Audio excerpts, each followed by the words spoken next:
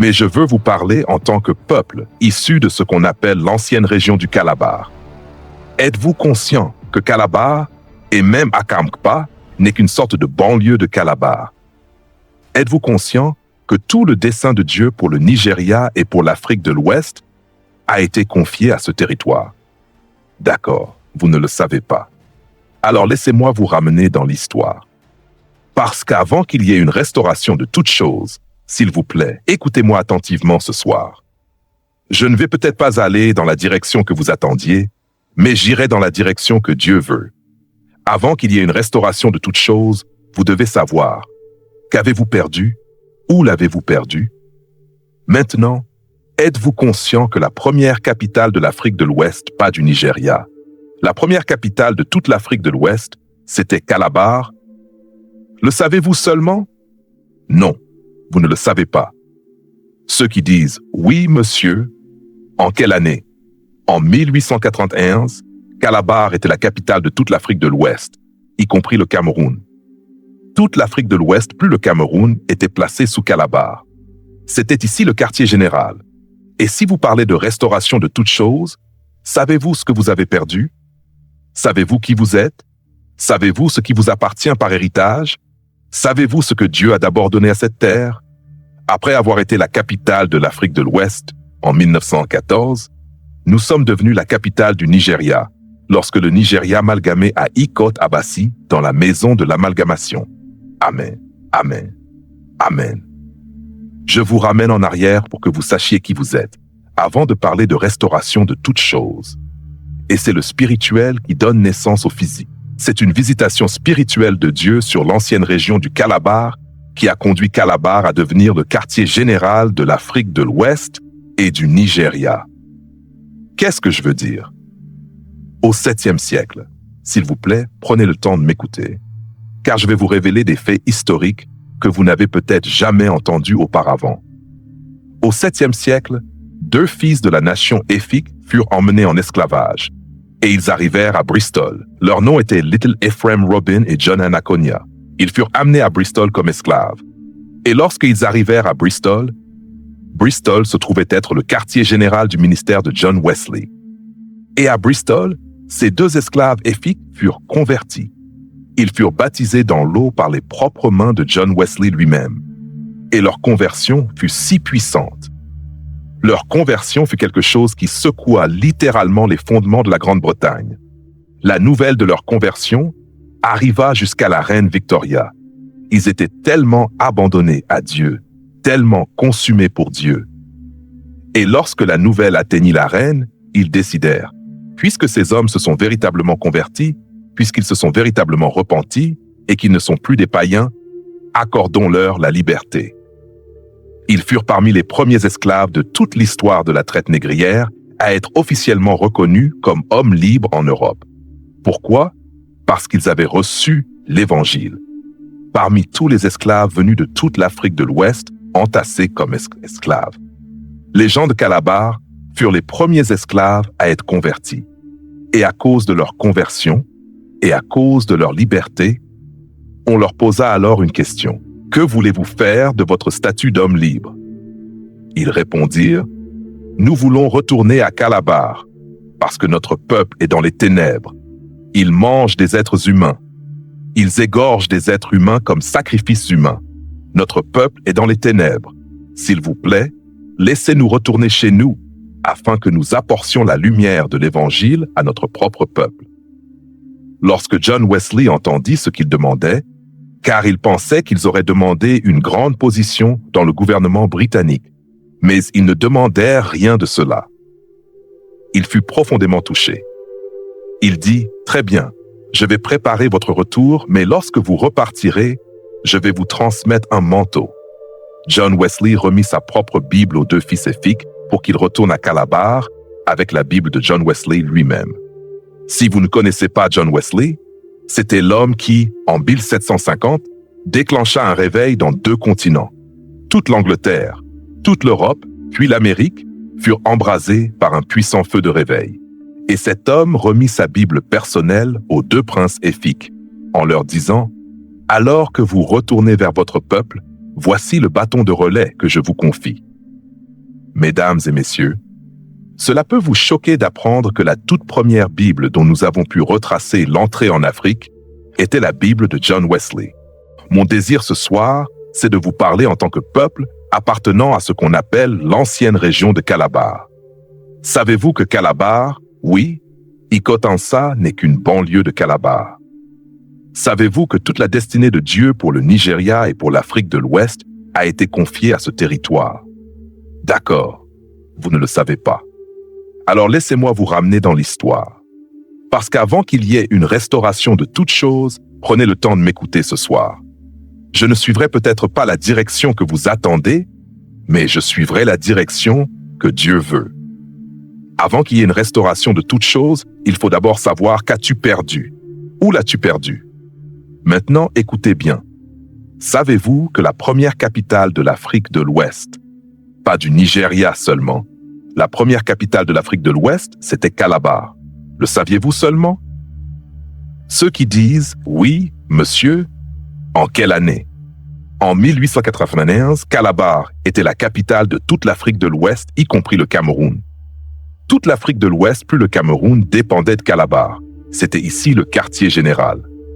Alors quand vous parlez de restauration de toutes choses, savez-vous ce que vous avez perdu? Savez-vous qui vous êtes? Savez-vous ce qui vous appartient par héritage? Savez-vous ce que Dieu a donné en premier à cette terre? Après avoir été la capitale de l'Afrique de l'Ouest, en 1914, nous sommes devenus maintenant la capitale du Nigeria, lorsque le Nigeria a été amalgamé à Ikot-Abasi, dans la maison de l'amalgamation. Amen. Je vous ramène dans l'histoire afin que vous sachiez qui vous êtes avant de parler de restauration de toutes choses. Et c'est le spirituel qui donne naissance au physique. C'est la visitation spirituelle de Dieu sur l'ancienne région de Calabar qui a fait de Calabar le quartier général de l'Afrique de l'Ouest et du Nigeria. Que veux-je dire par là? Au XVIIe siècle. Prenez le temps de m'écouter, sinon je vais vous révéler des faits et des histoires que vous n'avez probablement jamais entendues auparavant. Au VIIe siècle, 2 fils éphiques furent emmenés comme esclaves. Ils arrivèrent à Bristol. Leurs noms étaient Little Ephraim Robin et John Anaconia. Ils furent conduits à Bristol comme esclaves. Et lorsque ces hommes arrivèrent à Bristol, Bristol était justement le siège du ministère de John Wesley. Et à Bristol, ces 2 esclaves éphiques furent convertis. Ils furent baptisés d'eau par les propres mains de John Wesley lui-même. Et leur conversion fut si puissante. Leur conversion secoua littéralement les fondements même de la Grande-Bretagne. La nouvelle de leur conversion arriva jusqu'à la reine Victoria. Ils étaient totalement vendus à Dieu. Et lorsque cette nouvelle atteignit la reine, ils décidèrent ceci: puisque ces hommes se sont véritablement convertis, puisqu'ils se sont réellement repentis, puisqu'ils ne sont plus des païens, donnons-leur la liberté. Ils furent parmi les tout premiers esclaves de toute l'histoire de la traite négrière à être reconnus officiellement comme hommes libres en Europe. Pourquoi? Parce qu'ils avaient reçu l'Évangile. Parmi tous les esclaves venus de toute l'Afrique de l'Ouest, entassés comme esclaves, les Calabars furent les premiers à se convertir. Et à cause de leur conversion et de leur liberté, on leur posa une question. Que voulez-vous faire de votre statut d'homme libre? Ils répondirent, nous voulons retourner à Calabar, parce que notre peuple est dans les ténèbres. Ils mangent des êtres humains. Ils égorgent des êtres humains comme sacrifices humains. Notre peuple est dans les ténèbres. S'il vous plaît, laissez-nous retourner là-bas afin d'apporter la lumière de l'Évangile à notre peuple. Lorsque John Wesley entendit ce qu'il demandait, parce qu'il pensait qu'ils auraient demandé une grande position dans le gouvernement britannique, mais ils ne demandèrent pas cela. Il fut profondément touché. Alors il dit, « Très bien, je vais préparer votre retour à Calabar, mais pendant votre départ, je vais vous transmettre un manteau. » John Wesley remit sa propre Bible à ses 2 fils éphiques afin qu'ils retournent à Calabar avec la Bible personnelle de John Wesley. Si vous ne connaissez pas John Wesley, c'était l'homme qui, en 1750, déclencha un réveil sur 2 continents. Toute l'Angleterre, toute l'Europe, puis l'Amérique furent embrasés par un puissant feu de réveil. Et cet homme remit sa Bible personnelle à ses 2 princes éphiques en disant « Alors que vous retournez vers votre peuple, voici le bâton que je vous confie. mesdames et messieurs. Cela peut vous choquer, mais la première Bible dont nous ayons pu retracer l'entrée en Afrique était la Bible de John Wesley. Alléluia. Et elle n'est pas arrivée ailleurs. Elle n'est pas arrivée à Lagos. Elle n'est pas arrivée à Abuja. Elle n'est pas arrivée au Cameroun ni en Sierra Leone. Mesdames et messieurs, elle est arrivée à Calabar. Alléluia. Alléluia. Et ce furent ces deux princes éphiques, oui, ces anciens esclaves qui étaient en réalité des princes éphiques, ce furent eux qui revinrent et commencèrent à prêcher l'Évangile à notre peuple. Et je parle ici d'une époque bien avant ce que certains d'entre vous ont lu dans les livres d'histoire. Bien avant que les missionnaires n'arrivent à Badagry. Les missionnaires arrivèrent à Badagry vers les années 1860. Mais nous parlons ici des années 1750. L'Évangile était déjà en train d'entrer. Est-ce que vous m'entendez? C'est ainsi que les deux rois éphiques de Creektown et le roi Eyo Honesty II de Duketown écrivirent une lettre à la reine Victoria. S'il vous plaît, envoyez-nous des missionnaires dans cette terre. Nous voulons cet évangile. Et envoyez-nous aussi des enseignants afin qu'ils nous apprennent les livres, c'est-à-dire l'éducation. Cette lettre fut écrite par ces deux rois éphiques. Pouvez-vous dire Amen? Amen. Je veux aussi que vous sachiez ceci. C'est la seule terre où les propriétaires eux-mêmes ont invité Dieu. Ce sont les rois qui invitèrent l'Évangile à entrer dans cette terre. Et c'est ainsi qu'en 1846, le 10 avril, Hope Waddell et son équipe missionnaire débarquèrent à Calabar.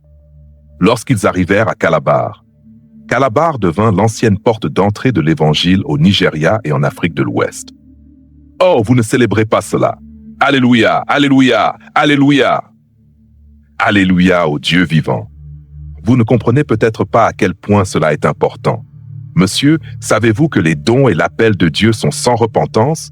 Oui, monsieur. Oh, c'est comme si je ne parlais pas à des gens. Oui, monsieur. Oui, monsieur. Oui, monsieur. L'Évangile n'est pas arrivé n'importe où. Savez-vous que Dieu, dans sa pleine sagesse et sa connaissance, lorsqu'il siégeait sur son trône, s'est demandé par où entrerons-nous sur le continent africain? Passons par l'Afrique de l'Ouest. Quelle ville choisirons-nous? Et la Trinité eut une discussion, puis ils dirent, passons par la ville de Calabar. Et Calabar devint l'ancienne porte d'entrée. Elle devint aussi l'ancien autel, le tout premier autel jamais élevé à Dieu dans toute l'histoire de l'Afrique de l'Ouest. Et lorsque je parle d'autel, je parle ici de bâtiment physique d'église. La première église fut Creektown Presbyterian Church. C'était la première église, le premier autel jamais élevé à Dieu. Cette église fut envoyée depuis la Grande-Bretagne par les frères. C'était une église préfabriquée, ils l'expédièrent ici, puis ils l'assemblèrent à Creektown. La deuxième église de tout le Nigeria et de toute l'Afrique de l'Ouest fut Duketown Presbyterian Church en 1852, puis Edgerly Presbyterian en 1853. Et les 20 premières églises, les 20 premiers autels jamais bâtis pour Dieu, se trouvent tous dans l'État de Cross River. Alléluia! Quand vous parcourez toute l'étendue de Cross River State, puis que vous traversez le fleuve vers Oafia, Abriba et Arochukwu, ce qu'on appelle l'ancienne région de Calabar. Mesdames et messieurs, l'ancienne région de Calabar est le territoire que Dieu visita en premier dans ce pays appelé Nigeria et dans toute l'Afrique de l'Ouest. Maintenant, ces missionnaires qui arrivèrent ici, ils étaient tellement déterminés à voir l'Évangile s'établir dans ce territoire qu'ils firent certaines choses. L'une des choses qu'ils firent fut de pousser le roi de Calabar à entrer dans une alliance sainte avec Dieu. Le roi de Calabar à cette époque, historiquement appelé l'Obong de Calabar. Êtes-vous toujours avec moi? Oui, monsieur. Historiquement, l'Obong de Calabar est l'un des 6 rois signataires de traités au Nigeria. Nous avons l'Oba du Bénin. Qui d'autre? Aidez-moi. L'émir de... Il y en a 6. Maintenant, l'Obong de Calabar est reconnu comme le premier parmi les égaux de ces 6 rois signataires. Pourquoi? Parce qu'il fut le premier roi que le gouvernement britannique rencontra officiellement sur le trône. Et jusqu'à aujourd'hui, et même demain, chaque fois que le palais de Buckingham convoque les rois, parce qu'ils appartiennent à un comité appelé la Communauté des rois chrétiens. Lorsque ces rois sont appelés au palais de Buckingham, c'est toujours l'Obong de Calabar qui conduit la procession. Parce qu'il est le premier parmi les égaux. Alléluia! Gloire, gloire, gloire, monsieur! Et cela arriva parce que les missionnaires Hope Waddell, Mary Slessor, William Anderson, Hugh Goldie poussèrent littéralement l'Obong de Calabar, dont le nom était le roi Archibong Twe. Et ce roi n'était pas seulement le roi de Calabar. À cette époque, l'Obong de Calabar contrôlait Cross River State, Akwa Ibom State, ainsi qu'une grande partie des territoires Igbo, Oafia, Abriba, Arochukwu et tous ces endroits. C'est ce qu'on appelle l'ancienne région de Calabar. Est-ce que je communique? Oui, monsieur. C'est pourquoi si vous allez à Oafia ou Abriba, vous remarquerez qu'ils parlent la langue Efik. Et leur accent Efik est même plus fort que le nôtre. À cette époque, on ne voyageait pas par route, on voyageait par eau. Il suffisait de traverser l'eau pour entrer dans ces territoires. Parce qu'en réalité, nous sommes un seul peuple. Nous venons du même père. Le père fondateur de toute l'ancienne région de Calabar, c'est en réalité l'Obong de Calabar. Et il fut introduit dans le comité des rois chrétiens. Et les missionnaires que j'ai mentionnés le poussèrent à entrer dans une alliance sainte. Un traité en 15 points déclarant que ce trône, cette terre et ce territoire appelé l'ancienne région de Calabar entrent dans une alliance avec Dieu et que nous serons les défenseurs de la foi. Alléluia, gloire à Dieu. Je veux que vous sachiez ceci. À ma connaissance, il n'existe aucun autre territoire sur le continent africain qui ait une alliance avec Dieu. Vous ne comprenez pas encore. Il n'existe aucun autre territoire pour lequel la reine Victoria elle-même ait envoyé un trône pour une cérémonie de couronnement. Elle envoya une couronne. Elle envoya un manteau royal. Elle envoya un sceptre. Elle envoya un globe royal.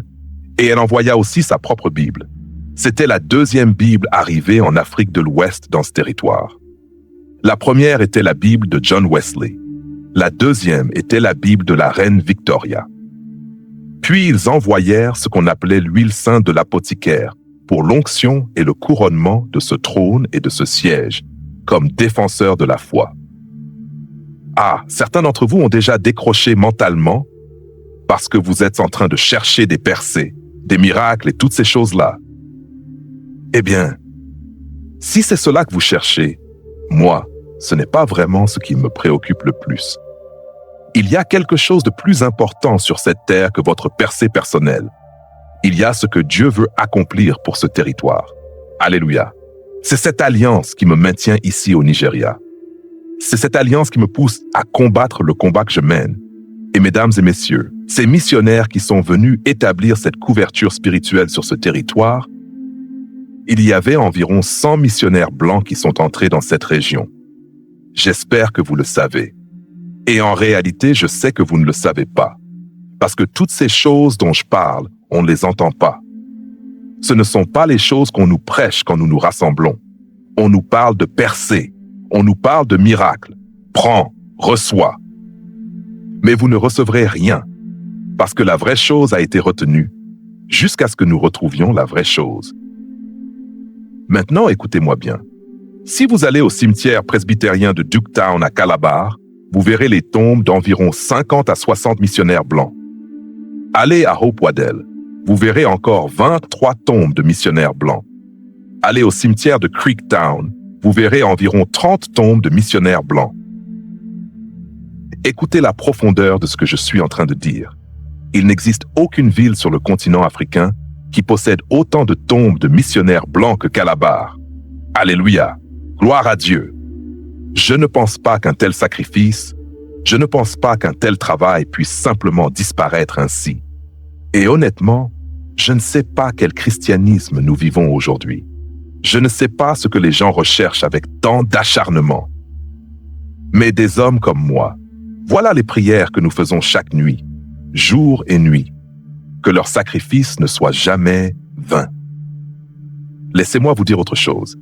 Chacun de ces missionnaires, lorsqu'ils quittèrent l'Angleterre, l'Écosse, l'Irlande et le pays de Galles pour venir à Calabar au Nigeria, ils venaient tous avec leur propre cercueil. Ils ne venaient pas ici pour repartir. Ils ne venaient pas ici pour visiter. Ils venaient ici pour mourir. Ils venaient déposer leur vie afin que ce territoire entre dans le dessein de Dieu. Beaucoup d'entre eux ne se sont jamais mariés. Comme Mary Slessor. Mary Slessor, à l'âge de 28 ans, reçut un appel. Parce que David Livingstone, le grand missionnaire pionnier du Congo, ce missionnaire blanc mourut à genoux. Et lorsqu'ils entrèrent dans sa chambre pour comprendre pourquoi il n'était pas sorti depuis plus de 2 jours, ils le trouvèrent à genoux. Alors la nouvelle fut envoyée en Grande-Bretagne. Le grand-père des missionnaires, David Livingstone, est retourné auprès du Seigneur. Qui ira prendre sa place? Et une jeune femme appelée Mary Slessor leva la main et dit « Me voici, envoie-moi ». Elle devait se marier cette même année en Écosse, mais elle dit « Non, que je renonce au mariage pour la gloire du royaume, que je donne ma vie. Parce que je sais que certaines jeunes femmes ici ce soir, la seule chose que vous cherchez, c'est « Père, donne-moi un mari avant la fin de cette année par le feu et par la force. » Mais ceux qui nous ont transmis le bâton avaient un christianisme différent. Ils avaient une mentalité différente. Nous parlons ici de la restauration de toutes choses. C'est ainsi que Mary Slessor, à 28 ans, tourna le dos au mariage et fit le vœu à Dieu de ne jamais se marier de toute sa vie. Puis elle prépara son cercueil et vint à Calabar pour mourir ici. Cette Mary Slessor, n'est-ce pas elle qui a arrêté le massacre des jumeaux? N'est-ce pas Mary Slessor qui a mis fin à l'épreuve du poison des haricots? Je sais que certains ne comprennent pas ce dont je parle. À cette époque, lorsqu'on accusait quelqu'un d'être sorcier, on préparait des haricots empoisonnés. Il cuisinait ces haricots toxiques, puis on obligeait la personne à les manger. Si la personne mourait, c'était la preuve qu'elle était sorcière. Mais comment ne pas mourir alors que ces haricots étaient empoisonnés? Et si par hasard la personne survivait, alors on disait qu'elle n'était pas sorcière. C'est Mary Slessor qui a arrêté cela. C'est aussi elle qui mit fin à une autre pratique terrible. À cette époque, lorsqu'un roi mourait, pour qu'il puisse entrer dans l'au-delà, il devait emmener avec lui ses esclaves et ses femmes. Alors on enterrait vivants plus de 200 esclaves et environ 20 épouses, afin de les envoyer avec lui dans la prochaine vie. C'est Mary Slessor qui a arrêté cela. Comment l'a-t-elle arrêté? Lorsqu'un de ses rois mourut et que les préparatifs funéraires étaient déjà prêts avec tous les esclaves et les femmes destinés à être enterrés, Mary Slessor se plaça entre eux et la tombe. Et elle déclara « Mettez-moi dans la tombe et laissez-les partir. » Elle se tint entre les vivants et les morts, et c'est ainsi qu'elle mit fin à cette pratique. Je vais quelque part ce soir. Oui, monsieur. Là où je veux en venir, c'est ceci. Qu'est-ce que toi, tu as arrêté? Ce que je veux demander à cette génération, montrez-moi un homme que Dieu a élevé à partir de ce territoire. Montrez-moi une femme que Dieu a suscitée de cette terre. Comment Dieu peut-il t'élever lorsque ton cœur ne porte pas le fardeau du royaume? Comment Dieu peut-il t'élever lorsque ton christianisme n'est plus le christianisme originel? Comment Dieu peut-il t'élever lorsque ta passion, c'est seulement « Seigneur, fais de moi une superstar. Père, donne-moi l'onction afin que je manifeste la puissance et que les gens m'applaudissent. Donne-moi la puissance afin que je devienne célèbre et populaire. Donne-moi la puissance afin que je gagne de l'argent. » Monsieur, c'est exactement pour cela que l'Église au Nigeria commence même à devenir diabolique. Mais il y aura une restauration. Amen. Une restauration de toutes choses. Nous devons combattre pour récupérer ce qui a été perdu. Jude chapitre 1, verset 3 déclare « Combattez avec ardeur pour la foi qui a été transmise aux saints une fois pour toutes. » Monsieur, il existe une dimension de foi qui nous a été confiée, particulièrement dans ce territoire, afin que nous devenions les défenseurs de la foi, défendre la vérité, combattre pour la vérité. Et ce manteau est suspendu dans les airs, ce trône, ce sceptre, cette couronne. Tout cela est suspendu. Laissez-moi vous dire quelque chose. Premièrement, les dons et l'appel de Dieu sont sans repentance. Deuxièmement, Nombre 36:7 déclare que ce qui appartient à une tribu ne peut pas sortir de cette tribu. Cela ne doit pas être transféré à une autre famille. Ce que Dieu a donné à cette terre ne pourra jamais être retiré. Cela restera suspendu dans les airs jusqu'à ce que Dieu trouve une génération qui s'aligne avec son intention originelle. Une génération qui fera monter une demande spirituelle afin que ce qui appartient à la maison revienne dans la maison. Gloire à Dieu. Et lorsque Dieu trouvera cette génération, laissez-moi aussi vous rappeler ceci. Lorsque Dieu est venu dans l'ancien territoire de Calabar en 1891 pour faire de nous la première capitale de l'Afrique de l'Ouest, cette gloire est née parce que l'Évangile est arrivé ici en premier. Les missionnaires sont venus ici avant que la gloire physique ne se manifeste dans cette terre. C'est pour cela qu'à cette époque, il n'existait même pas encore de président de la nation. Mais le premier inspecteur général de la police venait de Calabar. Le premier responsable de la marine venait de Calabar. Le chef de l'armée venait de Calabar. Le juge en chef venait de Calabar. En réalité, la première cour suprême était à Calabar. Et j'espère que vous savez que Udoma Udoma, le premier docteur et professeur de droit, venait aussi de Calabar. Tout y était. Que vous parliez du domaine juridique, du militaire ou du gouvernement, tout était là. Et aujourd'hui, vous criez, les Fulani ont tout pris. Ils ont pris toutes les positions. Mais Dieu avait donné toutes ces choses à Calabar. Cela vous avait été donné gratuitement. Toutes les sphères du gouvernement avaient été confiées à Calabar. Calabar dirigeait toutes les institutions du pouvoir. Mais parce que Calabar a joué avec les choses importantes, parce que Dieu vous avait donné tant de richesses, mais que vous avez considéré les plaisirs, les distractions et les choses légères comme plus importantes que la gloire de Dieu. Ô Jésus, ô Jésus, ô Jésus, ô Jésus, ô Jésus. Si ce message vous a béni, si cette parole a réveillé quelque chose en vous, alors ne restez pas simplement spectateur. Rejoignez le mouvement.